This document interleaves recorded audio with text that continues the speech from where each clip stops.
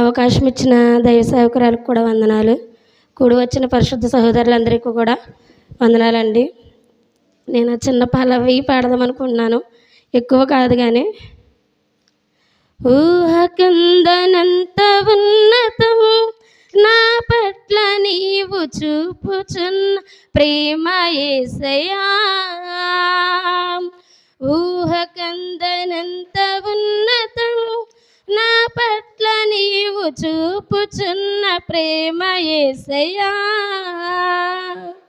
స్థితిని పరిగణించక గతము చూడక, స్థితిని పరిగణించక గతము చూడక, నన్ను కోరుకున్న రీతి ఎంత అద్భుతం, నన్ను కోరుకున్న రీతి ఎంత అద్భుతం.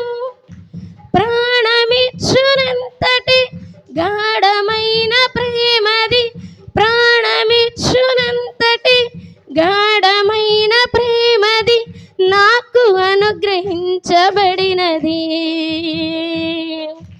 నాకు అనుగ్రహించబడినది.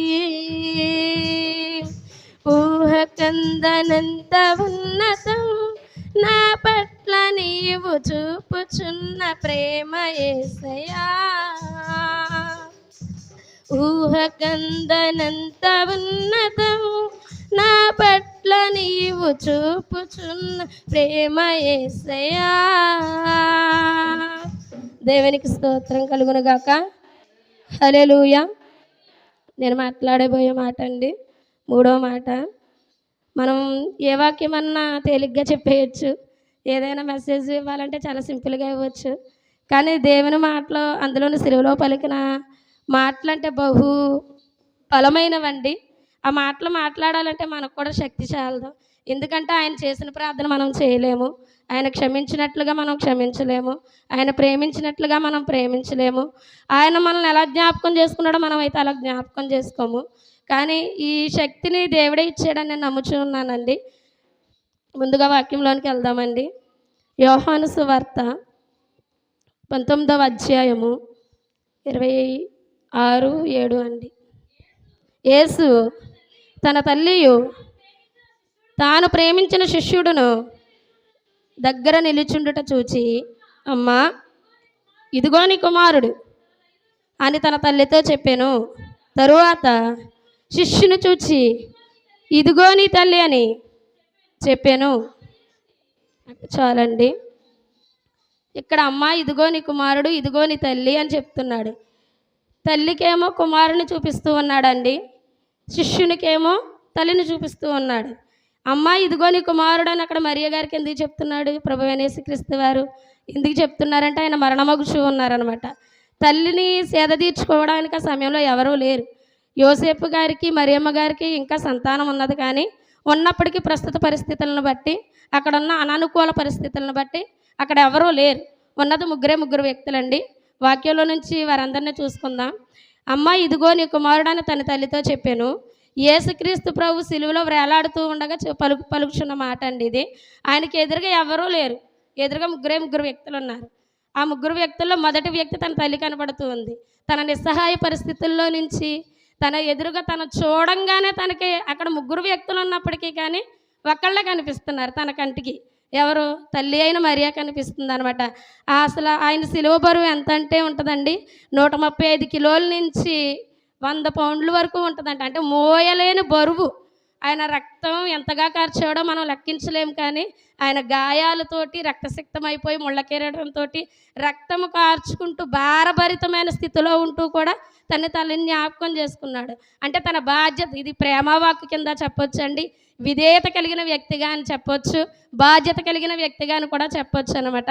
యేసుక్రీస్తు తన తల్లిని చూసినప్పుడు ప్రేమించిన శిష్యుడు కూడా అక్కడ కనపడుతూ ఉన్నాడండి. అసలు మరియ గురించి మనం పూర్తిగా తెలుసుకుందామండి. ముగ్గురు గురించి ఇక్కడ ముగ్గురు ఉన్నారు. ముందుగా మరియ గురించి తెలుసుకుందాం. మరియమ్మ గారి గురించి మనకు తెలుసు కదండి.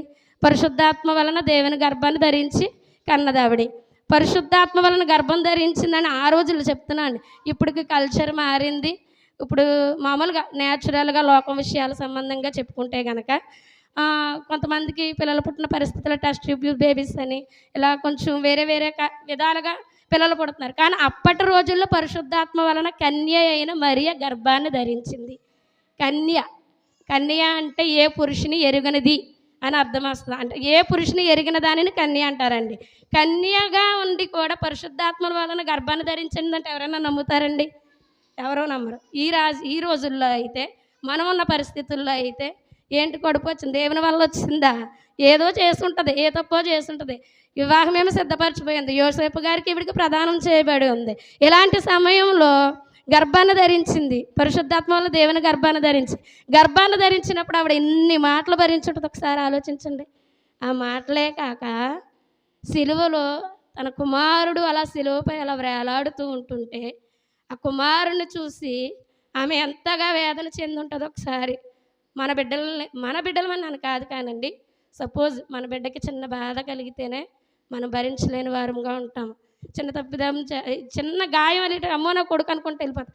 కానీ తన ప్రియ కుమారుడు, దైవ కుమారుడు, దేవుని కుమారుడు ఆయన ఎదురుగుండా కనబడుతూ ఉంటుంటే ఆవిడ అంత ధైర్యంగా నిలబడి ఆయన పాదాలు పట్టుకుని ఏడుస్తుంది. ఒకసారి ఆలోచించండి. అది ఎవరి కోసం? ఎవరికి అప్పగించింది? మన పాపాల కోసం, మనం చేసిన అవరోధాలను బట్టి, మనం చేసిన అతిక్రమాలను బట్టి, మనం చేసిన హేయమైన క్రియలను బట్టి దేవుని చిత్తానికి ఆమె లోబడిందండి. ఈరోజు మనం దేవుని మాటలు వినేవారంగా అసలే ఉండవు. దైవజనుని మాట వినేవారుగా అసలే ఉండవు. మనం మాట వినేవారుగా అసలే ఉండవు. కానీ దేవుని కృపను బట్టి మన సంఘంలో ఐక్యతనిచ్చాడు. దేవునికి నిండు వందనాలు. దేవునికి హల్లెలూయా, దేవునికి స్తోత్రం. సమాధానమునిచ్చాడండి. పాదశుద్ధి ద్వారా అందరిని ఐక్యపరిచాడు దేవుడు. సమాధానం ఇచ్చాడు, సంతోషమునిచ్చాడు. ఇటు రీతికి పరిశుద్ధ దినమందు అందరం కలుసుకుని దేవుని లేఖనాల గురించి తెలుసుకోవడానికి, ఒకరికొకరు అర్థం చేసుకోవడానికి, దేవుని ప్రేమను వివరించుకోవడానికి గొప్ప అవకాశం ఇచ్చాడండి. అందుకే దేవాది దేవునికి వందనాలు. యేసుక్రీస్తు వారు తన తల్లిని చూసినప్పుడు శిష్యులు తను ప్రేమించిన యోహాను మాత్రం కనబడుతూ ఉన్నాడండి. అక్కడ కనిపిస్తూ ఉండగా ఆయనకి ప్రియమైన వాడు యోహానండి, ప్రియమైన శిష్యుడు అనమాట. ఇప్పుడు మనకు నమ్మకమైన వ్యక్తులు ఒకరు ఉంటూ ఉంటారు కదా. నమ్మకమైన వ్యక్తులు ఎవరంటే బాగా ప్రాణ స్నేహితులు ఉంటారు కదా. కొంతమంది, అందరికీ ఉండరు కానీ కొంతమందికి బాగా ప్రాణ స్నేహితులు ఉంటారు. అందులో ప్రాణ స్నేహితుడు లాంటి వాడు ప్రియ శిష్యుడు యోహాను గారు కనబడుతూ ఉన్నారండి. తర్వాత అమ్మ ఇదిగో నీ కుమారుడు అని యోహాను గారికి చెప్తున్నారు. అమ్మ ఇదిగో నీ కుమారుడు అనేమో తల్లికి చెప్తున్నాడు. తల్లితోనేమో ఇదిగో నీ కుమారుడు, తల్లికేమో కుమారుని చూపిస్తూ ఉన్నాడు, యోహానుకేమో తల్లిని చూపిస్తూ ఉన్నాడు. ఇద్దరికి, శిష్యునికి న్యాయం తీరుస్తున్నాడు, కన్న తల్లికి కూడా న్యాయం తీరుస్తూ ఉన్నాడు అనమాట. ఆయన పాదముల దగ్గర ఉంది ప్రభు అయిన యేసుక్రీస్తు పాదముల దగ్గర ఉన్నది మరియ గారు ఒక్కళ్ళేనండి. ఆయన పాదములు పట్టుకున్నారు. ఎప్పుడని మీరు వీడియోస్ చూడండి, ఆవిడ పాదములు ఇలా చేత పట్టుకుని ఎంత దుఃఖిస్తుందంటే అసలు ఆ వీడియో చూస్తేనే చాలా బాధేస్తుందండి. ఎంత దుఃఖిస్తుందంటే అసలు మామూలు విషయం కాదు. అసలు మనం ఇంతగా ఆవిడ దుఃఖించడానికి కారణం ఎవరో, ఆయన అంత సిలువలో బలియాగమైపోవడానికి కారణం ఎవరో, అంతగా నలుగొట్టబడి ప్రాణాన్ని అప్పగించుకునే అంత పరిస్థితులకి తీసుకురావడానికి కారణం ఎవరు? పాపులమైన మనమే. ఖచ్చితంగా పాపులమైన మనమే. మన వల్ల ఆయన సిలువలో బలియాగమవుతూ ఉన్నాడండి. ఆ బాధను బట్టి, ఆ వేదన బట్టి, దేవా నా బిడ్డను ఎందుకు ఇలా చేస్తున్నామని ఆవిడ అడిగిందండి? అడగలే. మౌనంగా హృదయం పగిలేలా ఏడుస్తూ ఉందంట. సిమెయోను ప్రవక్త ద్వారా మరియమ్మ గారితో మాట్లాడతారండి. ముందుకెళ్తే వాక్యంలో చూసుకుందాము. అప్పుడు ఆమెతో పాటు యోహాను కూడా ఉన్నారండి. ఆ టైం పస్కా పండుగ టైం. పస్కా పండుగ ఆచరించడానికి యోసేపు గారు, మరియా గారు ఎన్ని ఇబ్బందులు వచ్చినా, ఎన్ని ఇరుకులు వచ్చినా ఖచ్చితంగా యెరూషలేమానికి వెళ్ళేవారంట. ఖచ్చితంగా యెరూషలేం ప్రాంతానికి పస్కా పండుగ ఆచరించడానికి వెళ్ళేవారంట. ఆ పస్కా పండుగ ఏటాటా వెళ్తూ ఉన్నారంట. పస్కా పండుగకు ఆయన తల్లిదండ్రులు ఏటాటా వెళ్ళి ఉన్నప్పుడు అది లోకాసువార్త 2:41 ఒకసారి చూడండి. పస్కా పండుగప్పుడు ఆయన తల్లిదండ్రులు ఏటేటా యెరూషలేమునకు వెళ్ళుచుండరి. వాక్యంలోనేదండి ఇది. ఆయన ప్రతి సంవత్సరం పస్కా పండుగ ఖచ్చితంగా వెళ్ళేవారంట. సిలువ శిక్షకు ముందు కానీ, యోసేపు సిలువ శిక్ష ముందే చనిపోయారంట. ఇక్కడ తల్లి అయిన ఒక్క ఆమె కనబడుతుంది, మరియా గారే కనబడుతున్నారు, యోసేపు గారు లేరు. అంటే అక్కడ లేరంటే ఆయన సిలువ శిక్షకు ముందే చనిపోయారు, చరిత్ర ఆధారంగా అనమాట. అలాగని వాక్యాల్లో తీసుకురావాలండి, బయట నుంచి వచ్చి సమాధానాలు మనం చెప్పాలంటే చెప్పలేం కానండి.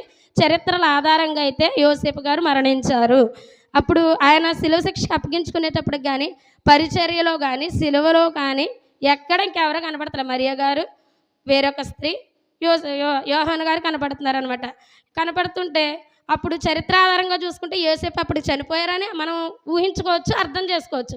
ఎందుకనంటే ఎప్పుడు కూడా యెరూషలేం పస్కా పండుగకి ఖచ్చితంగా యోసేపు గారు మరియా గారు వెళ్ళేవారు. కానీ అప్పుడు ఈవిడ ఒంటరిగా ఉంది. అది కాకుండా ప్రస్తుత పరిస్థితులను బట్టి పస్కా పండుగ ఆచరించడానికి తన బంధువులతోనూ స్నేహితులతోనూ ఇతరితర స్నేహాలతో గట్రా వెళుతూ ఉన్నారనమాట. బంధువులతోటి స్నేహితులతోటి వెళ్తున్నారు. బంధువులతో స్నేహితులతో వెళ్తున్నారంటే అక్కడ యోసేపు గారు ఎక్కడ కనబడతలేదండి. కాబట్టి ఇప్పుడు శిలువ మరణానికి అప్పగించుకునేటప్పుడు కూడా యోసేపు గారు కనిపించలేదండి. ఖచ్చితంగా ఆయన మరణమై ఉంటారని చరిత్ర ఆధారాలు. మనం వాక్యంలో చెప్పాలంటే కాదు కానండి, చరిత్ర ఆధారాలు అయితే యోసేపు గారు అక్కడ లేరు. పస్కా పండుగకి ఏటేటా యోసేపు గారు మరియా గారు వస్తారు, కానీ అక్కడ లేరు. ఈ మూడో పస్కా పండుగ దినం వచ్చేసిందండి. ఇప్పుడు ప్రస్తుత పస్కా పండుగ మాత్రం తన దైవ కుమారుడు ఎవరు? ప్రభువైన యేసుక్రీస్తు వారు. ఈ పస్కా పండుగకి ప్రతి పస్కా పండుగకి మరియమ్మ గారు అక్కడికి వెళ్తారు, అక్కడ ఉంటారు. కానీ ఈ పస్కా పండుగకి ఏం జరుగుతుందంటే దైవ కుమారుడు సిలువ వేయబడుతున్నాడు. తన ప్రియ కుమారుడు మరణానికి అప్పగించబోతూ ఉన్నాడు. తన ఇష్టానుసారమైన కుమారుడు దైవ చిత్తానికి లోబడి మరణమవుతూ ఉన్నాడు అనమాట అండి. ఇప్పుడు ఆ సిలువలో వేలాడుతూ ఉన్నారు. ఇంత వేదనలో తన కుమారుని చిత్రహింసలు చూస్తూ విలవిలలాడుతూ రోధిస్తూ ఉన్నదండి. విలవిలలాడుతూ రోధిస్తుంది. సిమియోను ప్రవక్త ముందుగానే ప్రవచించారు చూడండి. లూకా 22:35. మరియు ఆయన లూకా 2:35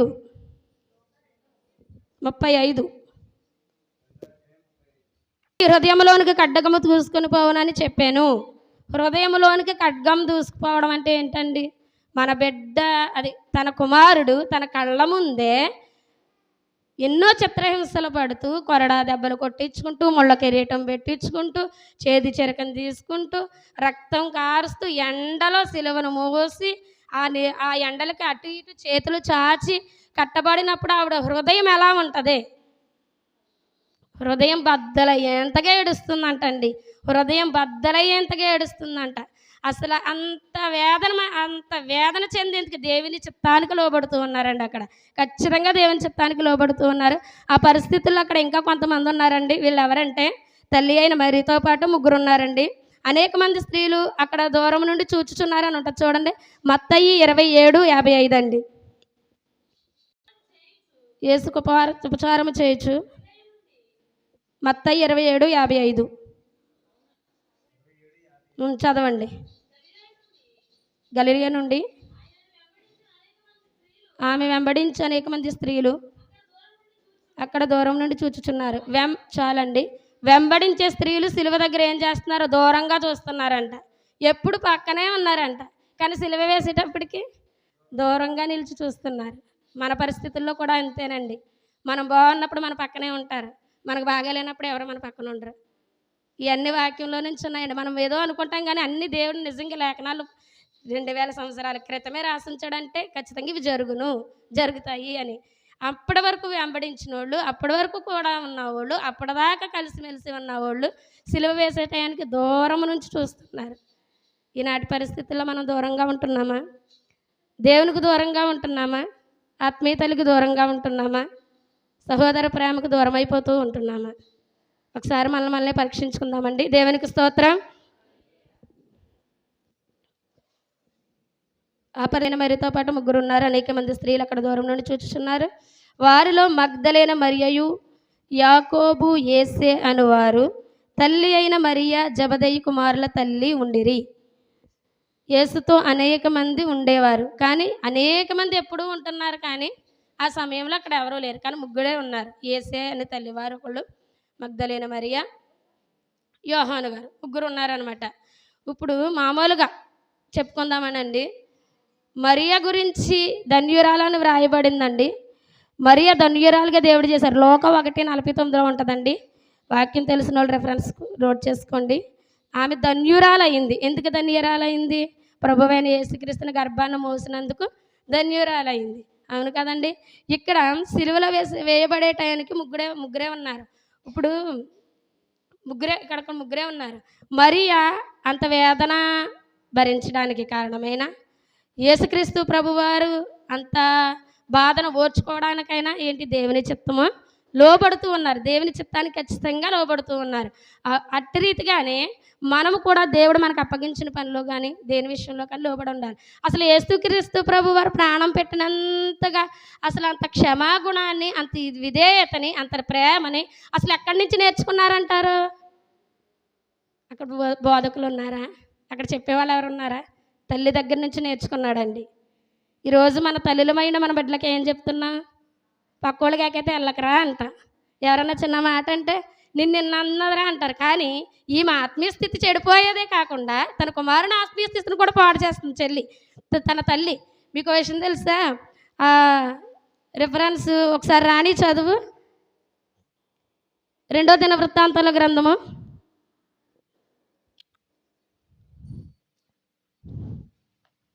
23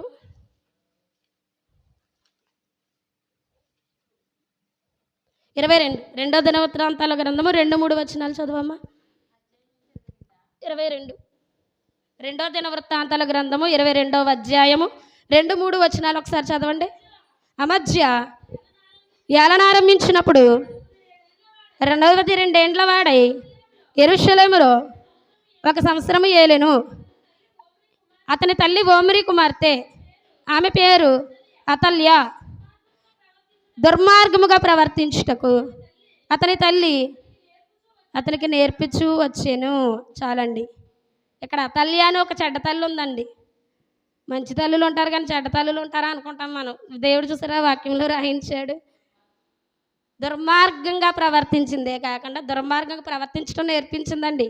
వాక్యం అధ్యాయం ముందుకు మొత్తం వెళితే అక్కడ 10వ వచనంలో ఉంటుందండి. అహజ్య తల్లి అయిన అతల్య తన కుమారుడు చనిపోయినని వినినప్పుడు ఆమె లేచి యూదావారి సంబంధులకు రాజవంశులందరినీ హతము చేసిందంట. చెడ్డ మార్గంలో నడిపించింది తల్లి. కారణమైన వారిని హతం చేయడానికి సిద్ధపడింది తల్లి. మనం ఏమి నేర్పుతున్నాం మన పిల్లలకి?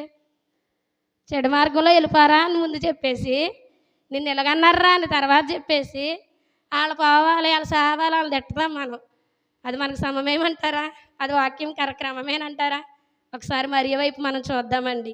మరియ వాక్యంలో పెంచింది కుమారుణ్ణి. మరియ బోధలో పెంచింది. ప్రేమించే గుణాన్ని, క్షమించే గుణాన్ని, రక్షించగలని మనస్సుని దేవుని వద్ద నుంచి చాలా దేవుని పొందుకున్నప్పటికి తల్లి కూడా నేర్పించింది. ఇక్కడ మరియను ప్రత్యక్షంగా మనకి ఎందుకు పెట్టారంటే, మరియ వంటి లక్షణాలు మీరు కూడా కలిగి ఉండమని చెప్తున్నాడు. మరియ వంటి లక్షణాలు మీరు కూడా కలిగి మీ బిడ్డలు మంచి క్రమంలో పెంచమని చెప్తున్నారు అనమాట.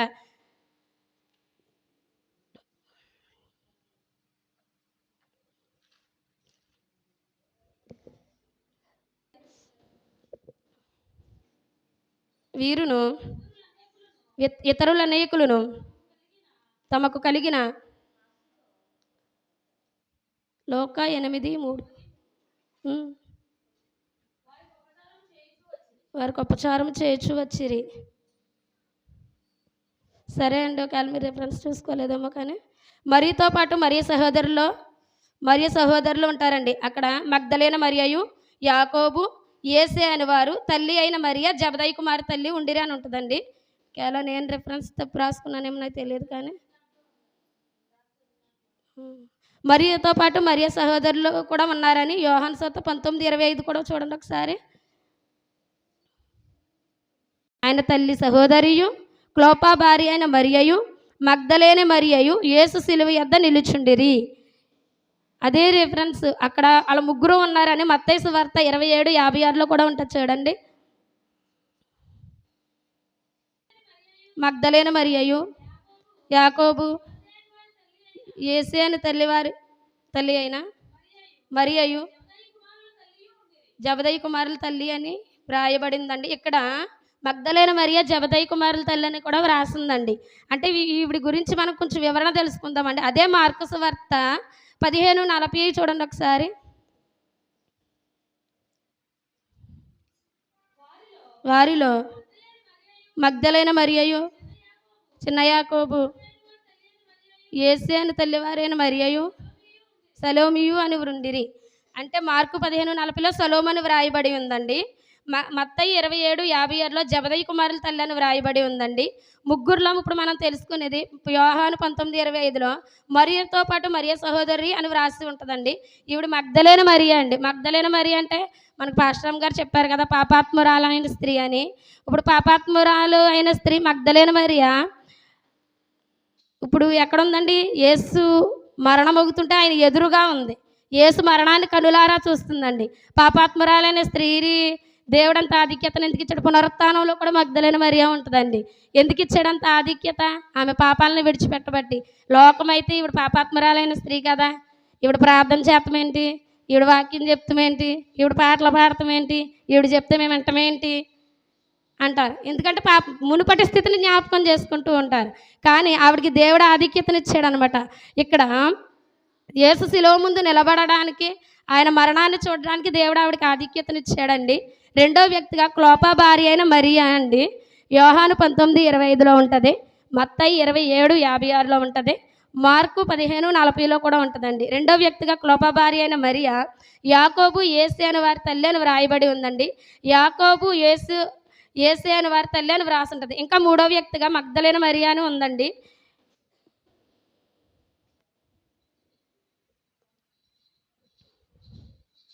మరియ సహోదరి మగ్దలేన మరియా యోహాను గారండి. రెండో వ్యక్తిగా ఇప్పుడు రెండో వ్యక్తి క్లోపా భార్య, ఇంకా మూడో వ్యక్తి మగ్దలేన మరియా అని ఉంటుందండి.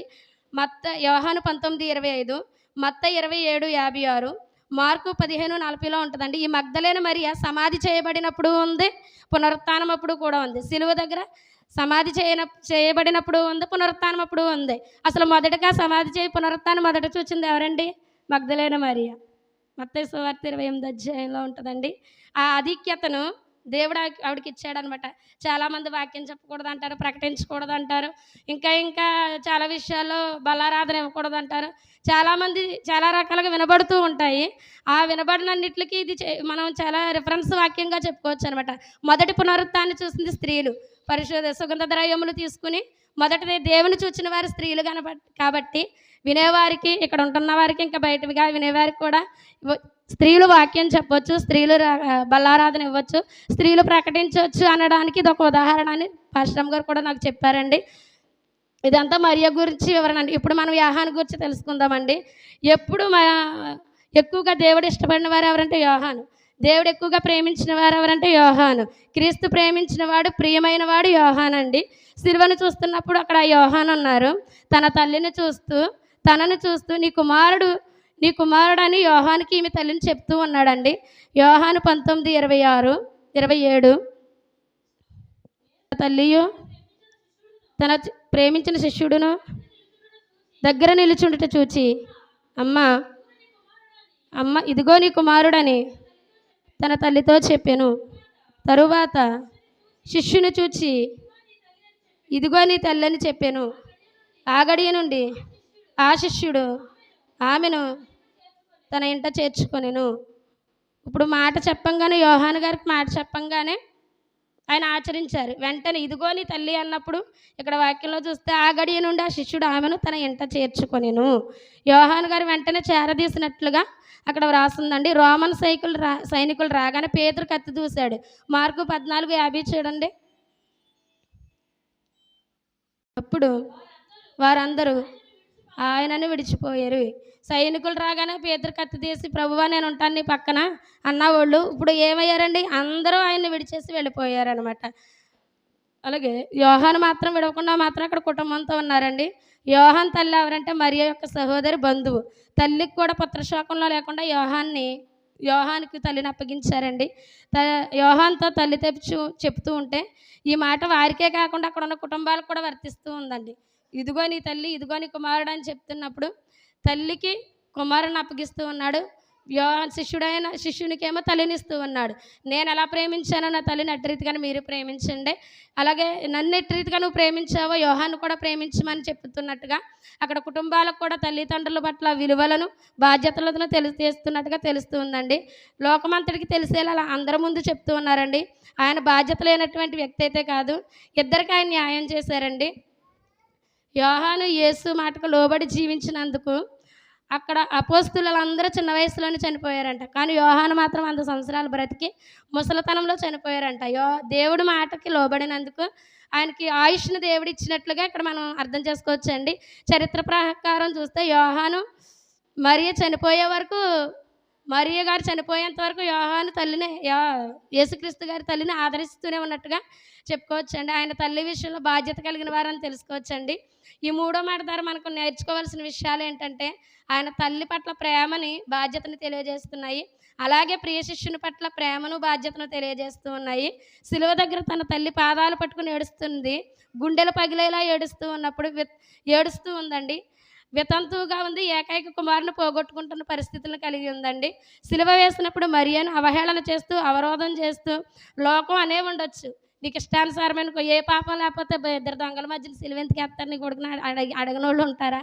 మనలో మన మాట ఏదైనా చేస్తే ఏమీ లేకుండా నేను ఎందుకనేసారేంటి, నీకు తప్పుదం లేకుండా ఉంటుంది ఏంటి, ఏదో అంటారు పొగ లేకుండా నుప్పు లేకుండా ఏదో పొగ ఏదో అంటారు కదా, పొగ లేకుండా నుప్పు రాదు, నుప్పు లేకుండా పొగ ఏదో అంటారు కదా.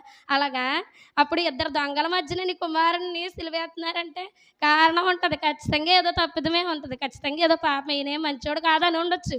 కానీ వాటిని కూడా ఎదుర్కొని ఉండొచ్చు అండి. మరియా గారు వితంతువుగా ఉన్నప్పుడు ఆవిడ నిజంగా చాలా రోధించి వేదన పడి ఉంటుందండి. మిగిలిన కుమారులు కూడా యేసుని నమ్మలేదంటండి. యోహాను 7:3-10 ఉంటుందండి. యోహాను సువార్త ఏడించలేదండి. ఇది తన సొంత సహోదరులు కూడా ఆయన్ని నమ్మలేదండి. దీన్ని బట్టి అసలు సొంతోళ్ళు కూడా నమ్మలేదంట, తన సహోదరులు కూడా తనను నమ్మలేదంట. అంటే ఈరోజు ఇటువంటి పరిస్థితుల్లో చాలా వరకు మన సహోదరులు కూడా మనల్ని నమ్మలేని పరిస్థితుల్లో ఉంటారండి. మనం నమ్మే వారముగా ఉంటామా, నమ్మని వారముగా ఉంటామా? యోహాను అయితే ప్రియమైన శిష్యుడు, నమ్మకమైన శిష్యుడు, దేవుని మాటకు లోబడి దేవుని మాటగా అంగీకరించి తన తల్లిని సేద తీర్చాడండి. కానీ ఇక్కడ సొంత సహోదరులు నమ్మలేదు. అక్కడ ఒంటరిగా మిగిలిపోయింది, మరియా గారు ఒంటరిగా మిగిలిపోయిందండి. దీనిని బట్టి మనం 2 విషయాలు నేర్చుకోవచ్చండి. ఒకటి లవ్ ఫర్ అవర్ ఫ్యామిలీ, రెండోది రెస్పాన్సిబిలిటీ ఫర్ అవర్ ఫ్యామిలీ. తల్లిదండ్రులను ప్రేమించాలి అనేది మొదటిది. ఏదేమైనా తల్లిదండ్రులు ఖచ్చితంగా ప్రేమించాలనేసి మనం అర్థం చేసుకోవచ్చండి. వారు విసిగించిన మన బాధ్యతలు మనం నిర్వర్తించాలని ప్రభువైన యేసుక్రీస్తు వారు కూడా కొన్ని విషయాలు ఎదుర్కొన్నారంట. యోహాను సువార్త 2:1-11 చూడమ్మా. లేదని అడుగుతున్నారు. అలాగే ఇప్పుడు మన కుటుంబాల వారిగా చూసుకుంటే అందరూ విసిగించే తల్లులు ఉండరు, అందరూ ప్రేమించే తల్లులు ఉండరు, కొంతమంది విసిగించే తల్లులు ఉంటారు. కానీ ఇక్కడ వాక్యం నేర్చుకున్నప్పుడు నాకు అర్థమైంది ఏంటంటే, వాక్యం నేర్చుకున్నప్పుడు తెలుసుకున్నప్పుడు కూడా విసిగించే తల్లులు ఉన్నా, శపించే తల్లులు ఉన్నా, బాధించే తల్లులు ఉన్నా ఖచ్చితంగా మీరు మీ తల్లిదండ్రులను ప్రేమించాలి, వారి పట్ల బాధ్యత కలిగి ఉండాలని తెలుసుకున్నానండి. మార్కు 3:21 ఆయన ఇంటి వారు కూడా ఆయన అపహసించి ఆయన్ని పట్టుకొని పోయారని ఉంటుంది చూడండి. మార్కు 3:21 చూడండి అండి.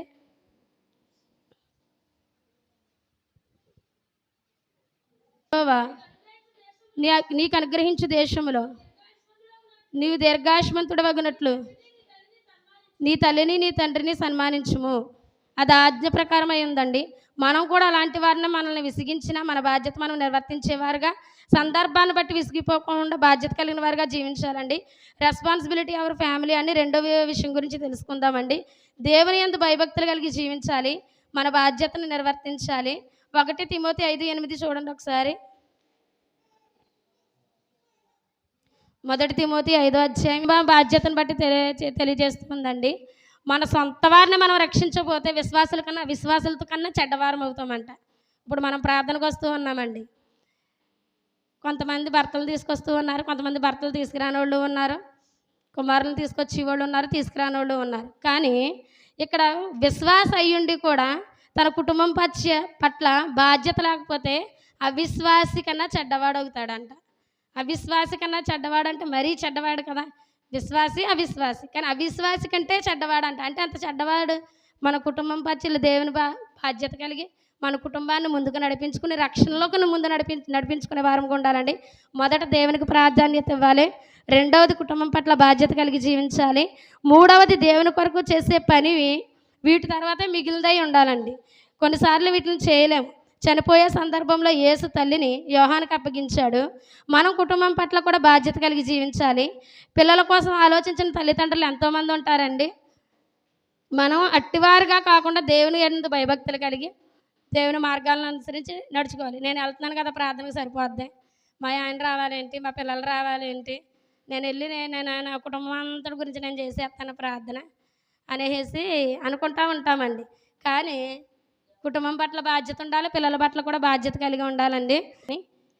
అలాగే ప్రియమైన శిష్యుడు యోహాను గారు దేవుని మాటకు లోబడి ఎలాగైతే ఆయన ముందుకు తన తల్లిని తీసుకుని వెళ్ళి తన ఇంట చేర్చుకుని తనను ఆదరించి నడిపించాడో, అలాగే కూడా మనం అప్పుడైతే సిలువలో ప్రభు అయిన యేసుక్రీస్తు వారు శిష్యుడికి చెప్పాడు. కానీ ఇప్పుడైతే మనం ఎవరి మాట వినాలి? ఆత్మీయ తల్లిగారి మాట వినాలి. కాబట్టి సేవకుడైనా సేవకురాలైనా మనకు ఆమె కాబట్టి అప్పుడు ప్రభు అయిన యేసుక్రీస్తు వారు శిష్యుడికి చెప్తే శిష్యుడు చెప్పింది చెప్పినట్లుగా చేశాడు. అవును కదండి. నా తల్లిని చేర్చుకోండి, నా తల్లిని ఆదరించమన్నప్పుడు చెప్పింది చెప్పినట్లుగా ఆయన ఎలాగైతే చేశాడో ఇప్పుడు మన సేవకురాలు మనకు బోధిస్తూ ఉన్నారు, ప్రకటిస్తూ ఉన్నారు. ఇలాగ చేయండి, అలాగ చేయండి అని చెప్తున్నప్పుడు మనము కూడా లోబడి ఆమె మాటకు లోబడి దేవుని మాట చెప్పిన నమ్మి విశ్వాసంతో ముందుకెళ్ళాలండి. ఇంకా అవిధేయత కలిగి బాధ్యతను మరిచిన భక్తులు చాలామంది ఉన్నారండి. పొందిన వాళ్ళు ఉన్నారు, లాభాలు పొందిన వాళ్ళు ఉన్నారు. మొర్దెకై గుమ్మం దగ్గర ఉండేవాడు. గుమ్మం దగ్గర ఉండే స్థాయి నుంచి ప్రధానమంత్రి స్థాయికి ఎదిగాడండి.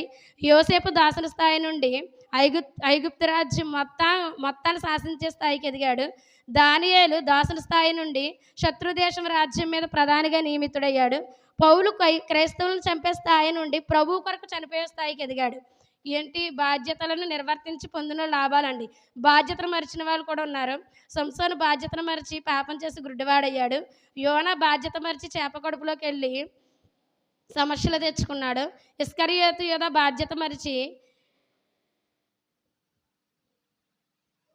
ప్రాణాన్ని పోగొట్టుకున్నాడండి.